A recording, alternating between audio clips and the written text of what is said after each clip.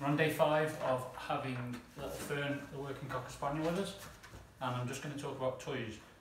It's a bone of contention in our house with my wife and myself about should dogs have toys or not. Now, before we talk about that, let's talk about how dogs learn.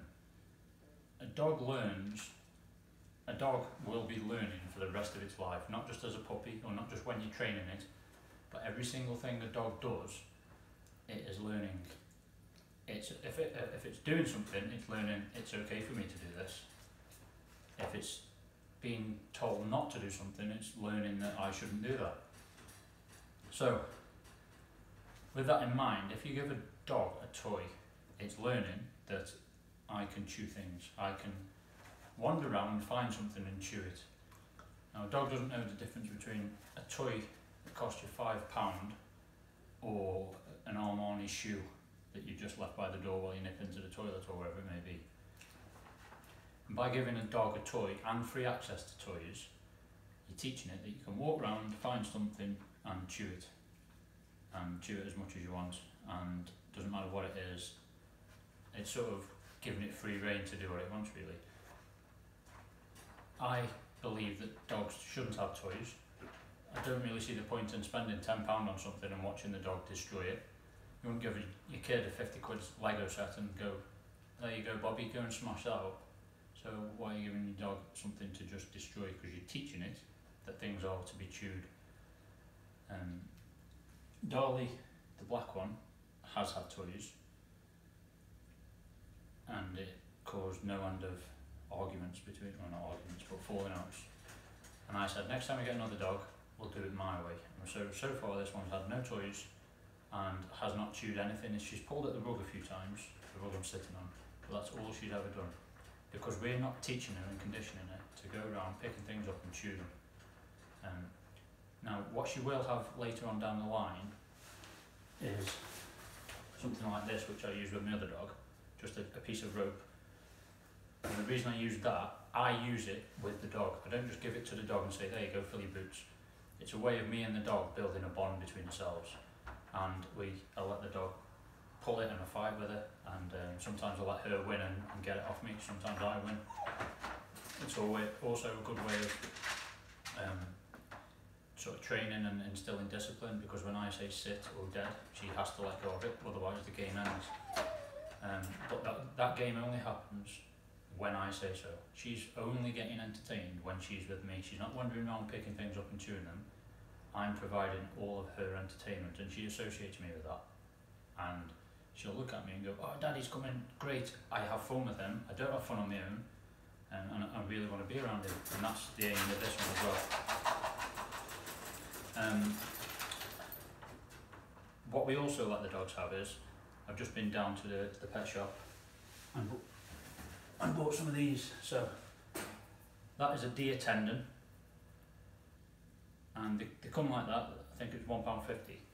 I cut them up in a hacksaw into probably 4-inch pieces and let the dogs have them. Now that would last the dog, they last forever.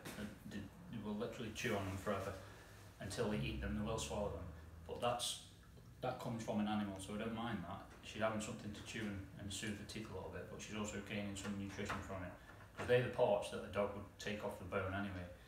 And also we've got a deer, I think it's a deer's ear, and the reason I give her them is apparently these long hairs are sort of natural dewormer. So if there are any worms in the dog's gut, those hairs strip the worms out of the gut. And for me, that's a far more preferential choice than filling the dog up with poisons, worming tablets and all the rest of it. So toys, for me, just teach a dog that you can wander around and find something and chew it.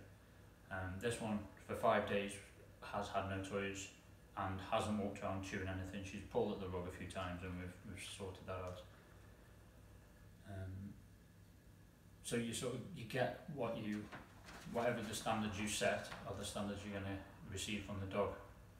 If you teach your dog, or you allow your dog to wander around chewing stuff whenever he feels like it, it's going to feel like he's the boss, he's got free rein, it's going to feel like he's the provider of his own entertainment rather than you are.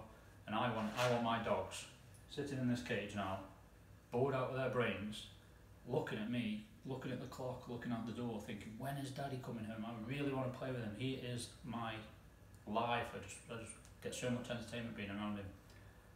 And that entertainment should come from me. They shouldn't provide it themselves. They shouldn't be able to just wander around and provide it by picking up toys. And that way, a dog isn't learning that you can go around picking up toys and chewing stuff, so he's going to chew the chair leg, so he's going to chew the fridge, the worktop, the skirting board, bits of a thing like that. So, in my opinion, letting a dog have a chew toy is teaching a dog to destroy and chew. And the product of not letting a dog have a chew toy, like this one, is there is none of that. That can only be positive. It's not cruel. You wouldn't find a wolf in the wild playing with a blue, red and yellow piece of string. It just doesn't happen. These are coloured for us, so we go in and go, oh, that looks pretty. Dogs probably can't even see half of those colours, and so it's less appealing to them. It's more appealing to us, and you've been suckered into buying it, and in the process teaching your dog to just go and destroy things. So that's my take on it. As always, that's my wife, I'm always right.